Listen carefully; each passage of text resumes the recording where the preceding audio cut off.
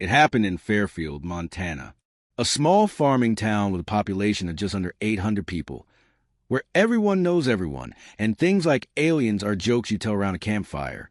It was October 18th, 2013, just after first snow. My name is Ryan Halper, and back then I worked as a field technician for a weather monitoring station about 12 miles northwest of town. That night, I was alone on site for a scheduled maintenance check on a malfunctioning tower. The system had started sending corrupted data at 2:13 a.m. sharp, something that never happened before. I remember that because when I arrived at the location around 3:20 a.m., my cell service dropped completely, and my car's radio started playing static. Even though it wasn't on, I double-checked. My radio was off. The ignition light flickered. The engine sputtered like it was choking. And then everything fell into an eerie, suffocating silence. The kind that presses against your eardrums like you're underwater. I stepped out of the vehicle, instantly swallowed by darkness, the kind of pitch black that makes you second-guess your own eyes. I got out with my toolkit and flashlight. The air was still, too still. No wind, no sound. Even the cattle on nearby farms were dead silent. That's when I noticed the lights. At first, I thought it was a low-flying aircraft, but it didn't move like one. It was completely stationary, hovering maybe 300 feet in the air, over a field of dead wheat. The lights were arranged in a perfect triangle, pulsing softly. No sound, no movement, just watching. I tried taking a picture with my phone, but it just turned off. Battery full, no warning, just dead. I stood there frozen, and then the air changed. I don't know how to describe it, but it felt heavy, like the pressure dropped, like the world itself paused its breathing. And then the silence was broken by the loudest sound I've ever heard, a low, metallic hum that vibrated my bones. It was deep and mechanical, yet organic, like it was alive. It came not from the air, but from inside me, like my bones were singing. Suddenly, my flashlight burst. Not flickered, burst. Shards of plastic flew from my hand, and the light was gone, replaced with a red glow bathing the entire field. The source? The object above me. It had shifted color.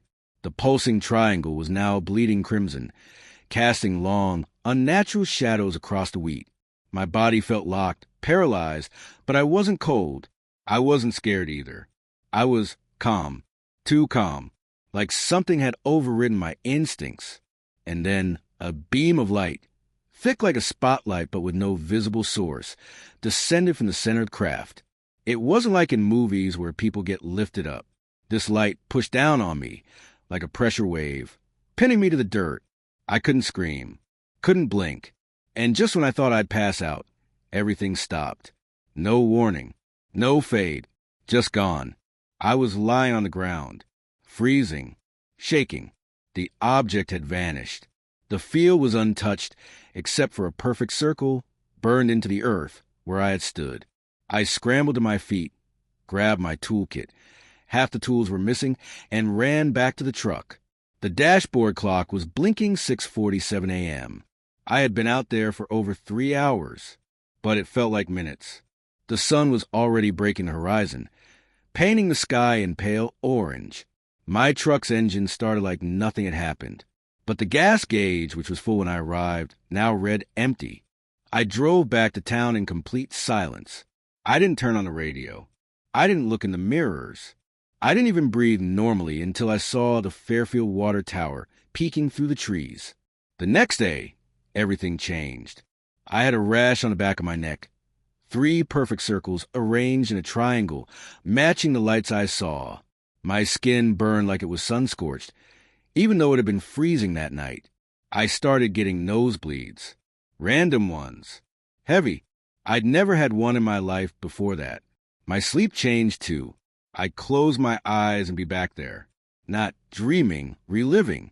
I'd wake up drenched in sweat, heart pounding, with mud on my feet and my bedroom window wide open. The strangest part? I never opened that window. Ever. One morning, I found wheat stalks on my bed sheets. My house is 20 miles from that field. No one believed me. Not my brother, not my co-workers, not even the sheriff. Probably fell asleep on the job, they said. But I know what happened. 3 weeks later, it escalated. I started losing time. Hours would vanish. I'd check the clock, blink, and 2 hours would be gone. I began hearing clicking sounds from inside the walls, slow, deliberate clicks, like something was walking in the crawl space. One night, I woke up at 3:13 a.m. My digital clock had frozen. The exact time the system had gone haywire on the tower. I looked out the window and saw it again, those same lights. Far off in the tree line, not hovering this time, but weaving through the forest. And then I saw the figure. Tall, slender, eyes like obsidian. No face, just darkness. It didn't move like a person. It glided, and when it turned its head toward me, I blacked out instantly. When I woke up, my front door was open, and the living room smelled like burnt plastic. I reported everything, wrote it all down. But when I returned to work the next Monday, my records were gone. The corrupted data from that night, deleted. My employee badge didn't work. My name had been removed from the system as if I had never worked there. And then came the black cars, parked outside my home. No plates, tinted windows. Every day for nearly 2 weeks. No one got out. No one knocked. They just watched. I moved to Billings, changed my name legally in 2017, and tried to start over. But sometimes, especially in October, I hear the hum again. Not outside. Inside me, like something is calling. And when I look at the sky, I get the feeling they're still watching, waiting. I didn't pass out in the way you'd expect. No fading, no slow collapse into unconsciousness. It was like someone flipped a switch inside my brain. 1 second I was staring at the red beam, paralyzed and suffocating under its pressure, and the next I was on the ground. My clothes were soaked with dew as if hours had passed. My flashlight lay a few feet away, smashed like it had been stomped on. My toolkit was wide open, tools scattered across the frost-covered soil, like I dropped them mid-panic. The air was different too, warmer, lighter. I looked up and saw the first hints of sunlight cresting over the hills. But what hit me the hardest, what truly shattered my grip on reality, was the fact that my truck was gone. No tire tracks, no lights in the distance, no sound of an engine, just gone, like it had never been there. My heart pounded so violently I felt nauseous, and I tried calling out anything, but no voice came. I was stranded in the middle of a dead field with no communication, no vehicle, and no understanding of what had just happened. I ended up walking nearly 6 miles down a gravel path toward a neighboring cattle ranch. It felt like walking through a dream, or a nightmare. Every shadow looked alive. Every breeze sounded like whispers. When I finally made it to the ranch, I must have looked insane, mud-covered, trembling, blood dried around my nose I hadn't even noticed. The rancher, a man named Jim Langley, gave me a blanket and called the sheriff. We drove back to the site in his truck. What we found made my stomach turn cold. My truck was there, parked perfectly in the exact spot I'd left it. Keys in the ignition. No damage, except the gas tank was empty, bone dry. I had filled it the previous day. The odometer showed 61 miles had been driven. 61 miles. No clue where or how or by whom. I had no memory after the hum. Nothing. No dreams. No flickers. Just an unbearable sense of wrongness that haunted me like an echo.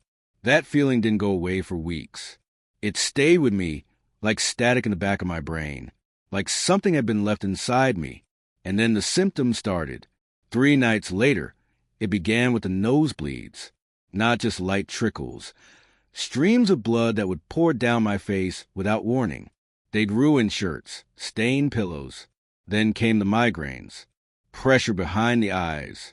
A low, pulsing ache that throbbed in time with something I couldn't see.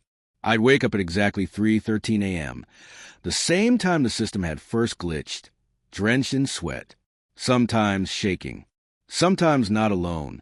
There were bruises on my arms, hand-shaped, long fingers, too long to be human, too narrow, ice cold when I touched them, as if whatever grabbed me still lingered on my skin.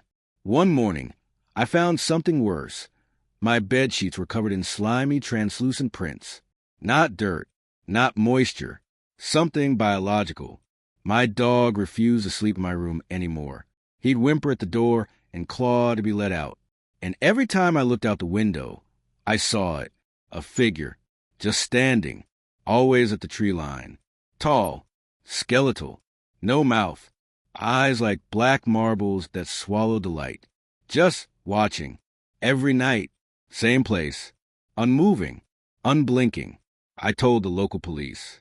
They laughed. I told them I wasn't joking, that I needed help. They told me to lay off the late-night whiskey. I sent emails to regional FBI offices. No reply. I even went in person to one of their field offices in Great Falls. The receptionist promised someone would call. They never did.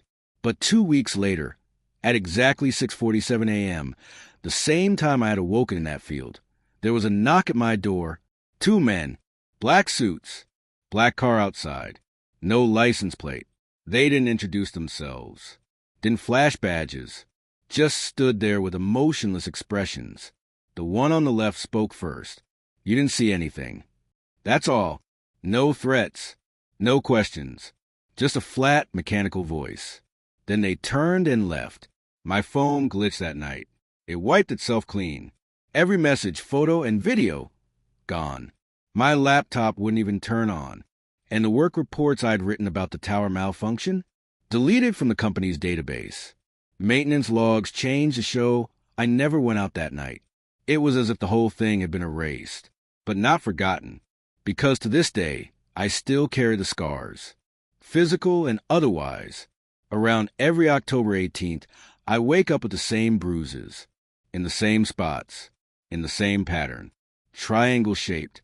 My migraines return. The hum comes back, not in my ears, but in my bones, like a vibration inside my skeleton, reverberating from something far away. Sometimes I catch things in my peripheral vision, a flash of a shadow that wasn't there, a reflection in a mirror that lingers a second too long. People say trauma plays tricks on the mind, that maybe I hallucinated, but I know what I lived through. I felt it. Whatever that thing was, it wasn't meant to be seen. And whatever it did to me, wherever it took me during those missing hours, it never stopped. It never left. It watches. It waits. And deep down, I'm terrified that one night, it's going to come back. Not to observe, not to warn, but to finish what it started.